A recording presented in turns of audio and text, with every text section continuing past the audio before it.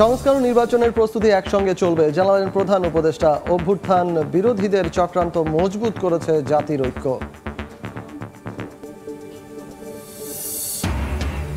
সচিবালয়ে অগ্নিকাণ্ডের কারণ জানতে তদন্ত শুরু, চলছে আলামত সংগ্রহের কাজ। হাত রয়েছে ভারতীয় গোয়েন্দাদের, অভিযোগ জামায়াত নেতার।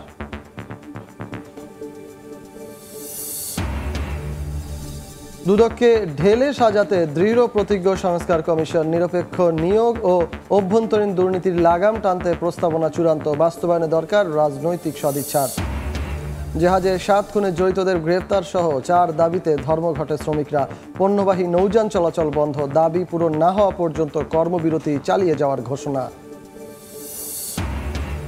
এবং নতুন দর নির্ধারণের 2 সপ্তাহ পরও স্বাভাবিক হয়নি ভোজ্য তেলের সরবরাহ। 40 টাকা পর্যন্ত বেড়েছে মুরগির দাম, স্বস্তি ফেরেনি চালের বাজারে।